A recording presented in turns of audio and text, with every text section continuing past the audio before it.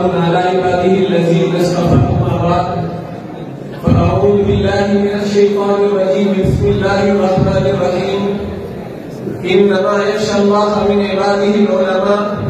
صدق الله العظيم.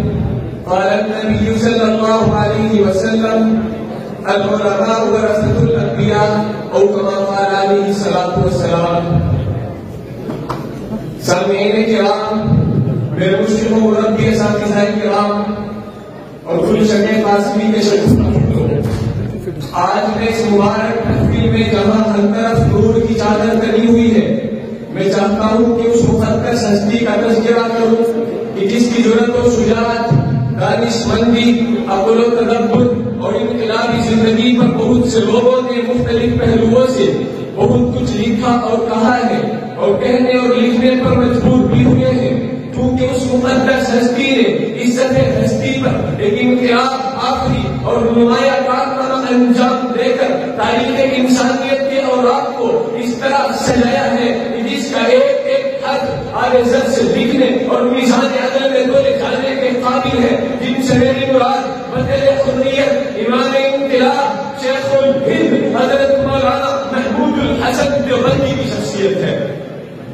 سامعین کرام، وقت مجھے اجازت نہیں دیتا، میں ایک دو منٹ میں اپنی بات کو پورا کرنا چاہتا ہوں۔ سامعین کرام، حضرت شیخ الہند کی شخصیت کو وہ ہے کہ دنیا نظیر پیش نہیں کر سکتی۔ ہاں مجھے کہنے دیجیے، جب ظالم ظلم کر رہے تھے تو انصاف کر رہا تھا، اسے شیخ الہند کہتے ہیں۔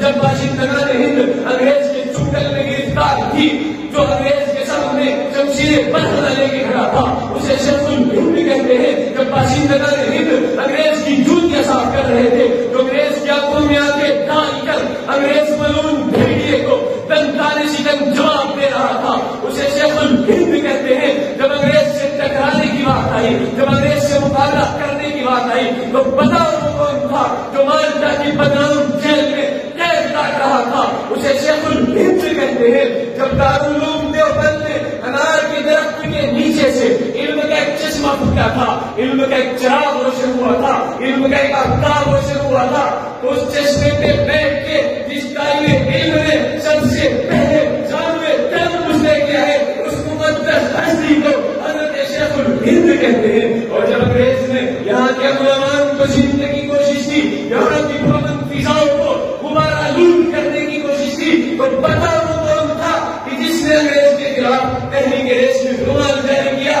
وہ تحریک جس نے انگریز کے تخت کی بنیاد ہلاتی تھی، اس تحریک چلانے والی مقدس ہستی کو حضرت شیخ الہند کہتے ہیں۔ سامعین کرام، وقت اجازت نہیں دیتا، میں شعر پڑھ کر اپنی تقریر ختم کرتا ہوں کہ حضرت شیخ الہند اس شعر کے حقیقی مصداق تھے کہ فنا فی اللہ کی کہنے بقا کا راز مضمر ہے، جسے مرنا نہیں آتا اسے جینا نہیں آتا، وہ مرد نہیں جو ڈر جائے حالات کے خونی منظر سے، جس حال میں جینا مشکل ہو اس حال میں جینا مرتی ہے ہمارے جسم، زخموں سے چور سے ہی تم حق میں شکستہ تیر بھی ہو، خود اہل ترکش بولیں گے یہ بازی کس نے ہاری ہے، یہ بازی حق کی بازی ہے، یہ بازی تم ہی ہارو گے، گھر سے پاسوں نکلے گا تم کتنے پاس مارو گے۔ وآخر دعوانا الحمدللہ رب العالمین۔